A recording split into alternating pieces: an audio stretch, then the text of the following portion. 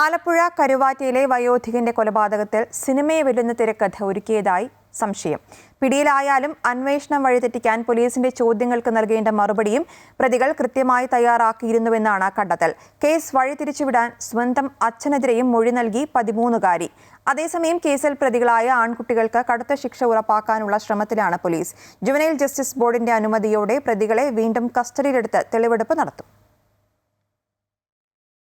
3 വ്യത്യസ്ത കേന്ദ്രങ്ങളിൽ നിന്നാണ് കൃത്യം നടത്തിയ 3 ആൺകുട്ടികളെയും പ്രത്യേക അന്വേഷണ സംഘം ഒരേ സമയം പിടികൂടിയത്. പരസ്പരം ആശയവിനിമയത്തിന് സമയം ലഭിക്കാതിരുന്നിട്ടും മൂവരും പോലീസിന് മുന്നിൽ ഒരേ കഥ തന്നെ ആവർത്തിച്ചു. പെൺകുട്ടിക്ക് വയറിൽ മുഴയുണ്ട്. ഇതിന്റെ ശസ്ത്രക്രിയയ്ക്ക് പണം നൽകാനാണ് ഹരിപ്പാടെത്തിയത്. ഇതായിരുന്നു മൂവരുടെയും മൊഴി. അതിനുവേണ്ടിയാണ് പെൺകുട്ടി വീട്ടിലേക്കുള്ള ലൊക്കേഷൻ അയച്ചു തന്നതും വീഡിയോ കോൾ ചെയ്തതെന്നും പ്രതികൾ പോലീസിനോട് പറഞ്ഞു. പണം നൽകി മടങ്ങിയതല്ലാതെ കൊലപാതകത്തെക്കുറിച്ച് ഒന്നും അറിയില്ലെന്നും 3 പേരും ആദ്യം മറുപടി നൽകി. മുൻകൂട്ടി തയ്യാറാക്കിയ തിരക്കഥയുടെ അടിസ്ഥാനത്തിലായിരുന്നു മൂവരുടെയും മൊഴി. എന്നാൽ പെൺകുട്ടിയും ആൺസുഹൃത്തും തമ്മിലുള്ള ഫോൺ സംഭാഷണങ്ങളും വാട്സാപ്പ് ചാറ്റുകളും നിരത്തി പോലീസ് ചോദ്യം ചെയ്തതോടെ പ്രതികൾ കുറ്റം സമ്മതിക്കുകയായിരുന്നു.